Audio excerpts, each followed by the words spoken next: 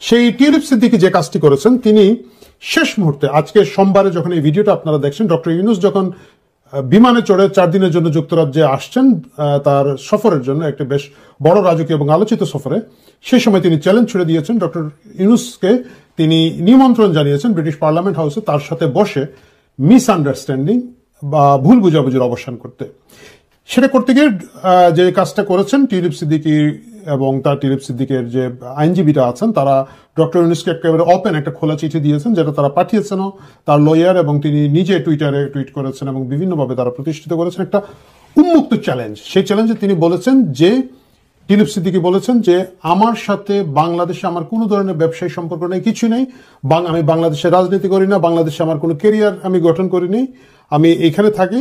হ্যাঁ, বাংলাদেশ আমার deep to my heart, আমার হৃদয়ের অন্তরে আছে, কিন্তু সেটা শুধুমাত্র শুভেচ্ছা এবং ভালোবাসার জায়গায়, ব্যক্তির স্বার্থ আমার কোথাও কোনোভাবে সম্পৃক্ত না।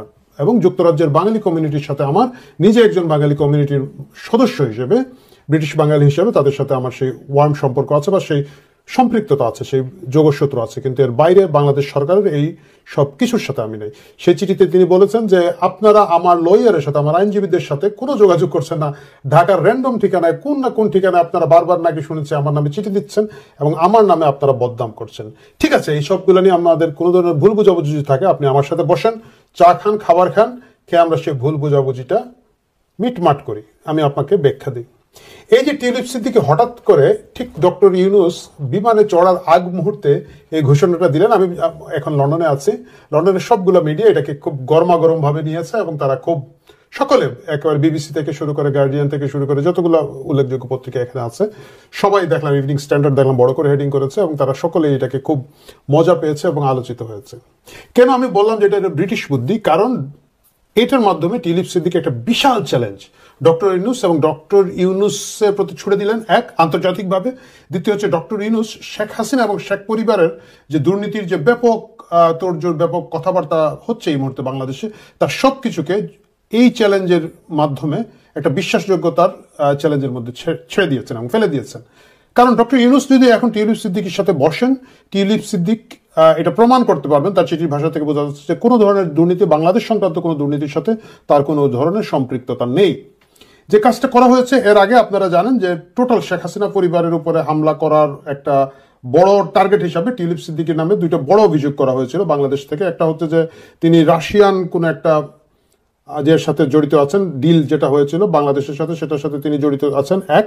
দ্বিতীয় যে জিনিসটা করা হচ্ছে, লন্ডনে তার একটা ফ্ল্যাট আছে যেটা কিং ক্রসে, সেই অ্যাপার্টমেন্ট বিল্ডিংটা যেটা তিনি দাবি করেছেন যে তার মা এবং বাবার পক্ষ থেকে তিনি উপহার পেয়েছেন, এইখানে লন্ডনে তার রাজনৈতিক প্রতিপক্ষদের মাধ্যমে এটাকে ছড়ানো হয়েছিল যে না, এটা আসলে তিনি বাংলাদেশি একজন ব্যবসায়ীর কাছ থেকে উপহার হিসেবে পেয়েছেন।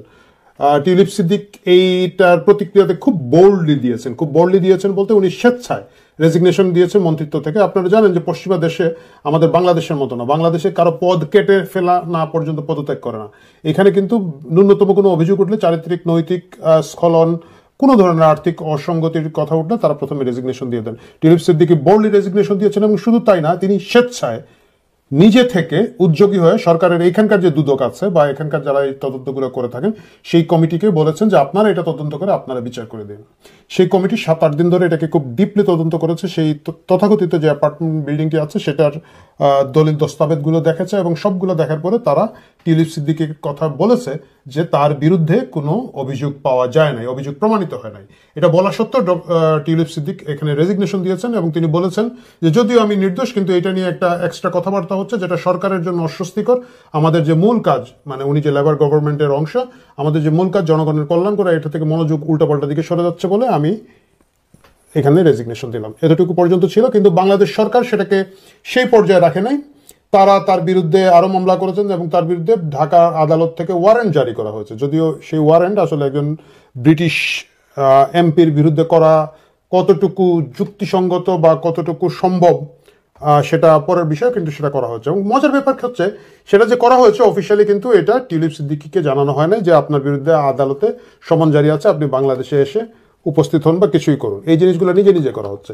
এগুলো আমাদের গ্রামাঞ্চলে হইতো, আমাদের আপনারা যারা জানেন বিচার ব্যবস্থা, এটা আমাদের মফস্বলে হয়, আমি জানি না নিশ্চয়ই ঢাকায় হয়। যেটা হয় কি, কারো নামে একটা সমন জারি করলে সেই সমনটা আদালত থেকে গায়েব করে দেয়, মানে প্রতিপক্ষ গায়েব করে দেয়, টাকা পয়সা খাইয়ে পেশকারের অফিসের কোনো পিয়নের কাছ থেকে এটা সরিয়ে রাখে। তারপরে দেখা যায় যে আদালত দেখে যে আরে আমি এখানে সমন জারি করলাম, উনি তো হাজির হয়নি, দিয়ে দিল একটা ওয়ারেন্ট যে জোর করে ধরে নিয়ে আসো, পুলিশ ওকে গ্রেফতার করে ধরে নিয়ে আসো, তারপর সেই ওয়ারেন্ট দিয়ে গিয়ে গ্রেফতার করা হয়।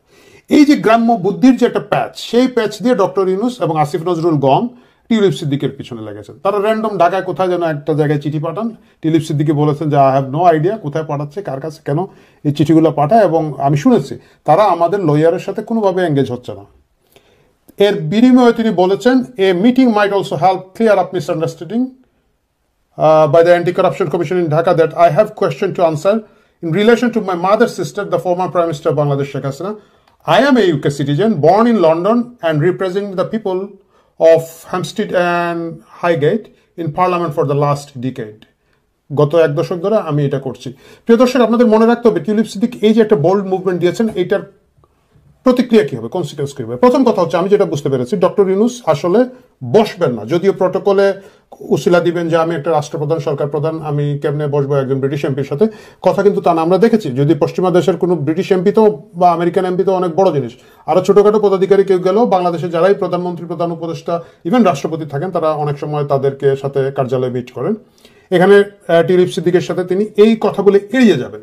এড়িয়ে যাওয়ারটাই স্বাভাবিক, কারণ তিনি আসলে এখানে কিছুই প্রমাণ করতে পারবেন না। পুরো জিনিসটাই আমরা সকলেই জানি যে টিউলিপ সিদ্দিকির যে আন্তর্জাতিক খ্যাতি, সেটাকে চ্যালেঞ্জ করার জন্য। কিন্তু টিউলিপ সিদ্দিকি যখন এটাকে বোল্ডলি মুভ করেছে, তার যে সুবিধাটা হচ্ছে, তিনি পুরো লাইমলাইটটা তার দিকে টেনে নিয়েছেন। ডক্টর ইউনূস 4 দিন এই দেশে থাকবেন। এই 4 দিন যতবারই তিনি মিডিয়ার ফেস করবেন, সংবাদপত্রের সাথে কথা বলার চেষ্টা করবেন প্রত্যেকেই, কারণ এই দেশের ব্রিটিশ মিডিয়া তো অবশ্যই খুব কৌতূহল এবং আগ্রহ ভরে ব্রিটিশ এমপির বিষয়ক কথাবার্তাগুলো শুনতে চাবে, তাকে প্রশ্ন করবে। এবং তিনি যে অ্যাওয়ার্ড পাচ্ছেন, হারমোনি অ্যাওয়ার্ড পাচ্ছেন, বা অন্যান্য ব্রিটেন রাজ পরিবারের সাথে, ব্রিটিশ সরকারের বিভিন্ন শীর্ষস্থানীয় নেতাদের সাথে, এমনকি হয়তো প্রধানমন্ত্রীর সাথে বৈঠক করার তার কথা রয়েছে, এই জায়গাগুলো থেকে আসলে লাইমলাইটে চলে যাবে টিউলিপ সিদ্দিক ভার্সেস ডক্টর ইউনূসের দিকে। এতে গিয়ে টিউলিপ সিদ্দিক চোখে আঙ্গুল দিয়ে আন্তর্জাতিকভাবে প্রতিষ্ঠা করবেন, যদি ডক্টর ইউনূস তার সাথে মিট না করেন, যে দেখো আমি যে নির্দোষ, এই যে দেখো আমি এই চিঠিটা দিয়েছিলাম, আমি বলেছিলাম মিসআন্ডারস্ট্যান্ডিং কিছু থাকলে, ভুল বুঝাবুঝি থাকলে সেটা আমরা মিটিয়ে ফেলতে চাই। তিনি আমাকে ফেস করেন নাই, এবং এটা যে ফেস করেন নাই, সবচেয়ে মজার ব্যাপার হচ্ছে ডক্টর ইউনূস যদি ফেস নাও করে থাকেন, ডক্টর ইউনূস যদি কাউন্টার কিছু করতে চান, আমার কাছে মনে হয় যে ডক্টর আব্দুল মোমেন, দুর্নীতি দমন কমিশন দুদকের যিনি কি বলা যায় চেয়ারম্যান, দুদকের চেয়ারম্যান সাহেব আছেন, তিনি ডক্টর ইউনূসের সাথে সফরসঙ্গী যাচ্ছেন। তিনি কিন্তু চাইলে দুদক চেয়ারম্যান ডক্টর আব্দুল মোমেনকে ওখানে পাঠিয়ে দিতে পারেন, যে ঠিক আছে আপনি আব্দুল মোমেনের সাথে বসেন। আমি নিশ্চিত আব্দুল মোমেনও বসবে না, কারণ আব্দুল মোমেন নিজেও জানে যে এটা একদম একেবারে একটা ভুয়া জায়গা থেকে তারা একটা অভিযোগ করেছে। অভিযোগটা কি হয়েছে, যে পূর্বাচলে শেখ রেহানা নামে একটি প্লট আছে। আপনারা জানেন যে পূর্বাচলে বিভিন্ন ক্যাটাগরিতে সরকার বিভিন্ন প্রিভিলেজ জনগোষ্ঠীকে প্লট দিয়েছে। শেখ রেহানার একটা প্লট আছে।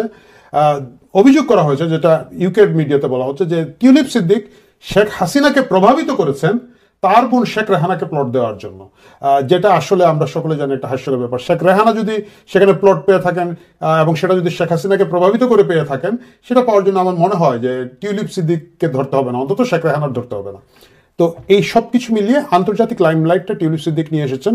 এক, তিনি তার রাজনৈতিক জায়গাটা অনেক বেশি রিগেইন করেছেন। আমাদের মনে রাখতে হবে টিউলিপ সিদ্দিক কিন্তু এখানে শেখ মুজিবের নাতনি বা শেখ রেহানার ভাগ্নি, শেখ রেহানার মেয়ে এই হিসাবে কিন্তু এখানে রাজনীতি করেন না। শি ইজ এ, মানে তিনি একজন ঝানু পলিটিশিয়ান। 16 বছর বয়স যখন, তখন থেকে তিনি লেবারের অ্যাক্টিভ পলিটিক্সের সাথে জড়িত। তিনি একেবারে আমরা যেটাকে বলি কমিশনার বা কাউন্সিলর বলি, সেই ধরনের জায়গা থেকে তিনি কাউন্সিলর হিসেবে নির্বাচনে জিতে এই জায়গায় এসেছেন। পরপর গত 4টা সংসদ নির্বাচনে তিনি তার এলাকা থেকে এমপি হচ্ছেন, এবং ধীরে ধীরে তার ভোটের মার্জিন বাড়ছে। এবং তিনি কিন্তু এমনকি বিরোধী দলে থাকতে তিনি ছায়ামন্ত্রী ছিলেন। জেরেমি করবিনকে, যারা একেবারে খুব মুষ্টিমেয় লোকজন যারা সাপোর্ট দিয়েছিল লেবারের যে কয়েকজন এমপি, তিনি তাদের মধ্যে একজন হিসেবে স্পন্সর করেছিলেন। মানে লাইমলাইট নেওয়াটা, নেতৃত্ব নেওয়াটার একটা স্বাভাবিক আছে, শক্তি বা গুণ যেটাই বলি আমরা, তার আছে। সেটা মানে হঠাৎ করে দেখেন এতগুলো এমপির মধ্যে জেরেমি করবিনকে 26-27 জন এমপি একটা সাপোর্ট দিয়েছিলেন, সেই জায়গাটা কিন্তু তিনি লাইমলাইট নিয়েছেন। 4 বারের এমপি হয়ে যাওয়া, এবং যে জায়গায় হয়েছেন এটা কিন্তু খুব বাঙালি অধ্যুষিত এলাকা বা খুব আমি আপনি ভাই বেরাদারের এলাকা তা কিন্তু নয়। সেখানের মধ্যে একটা বড় জনগোষ্ঠী, একটা খুবই মাল্টিডিসিপ্লিনারি ব্যাপার স্যাপার আছে, ডাইভার্স জনগোষ্ঠী আছে, ইহুদি জনগোষ্ঠীর একটা বড় সংখ্যক লোকজন এখানে বাস করেন। সবকিছুর মধ্য দিয়ে কিন্তু টিউলিপ সিদ্দিক পরপর জিতে আসছেন।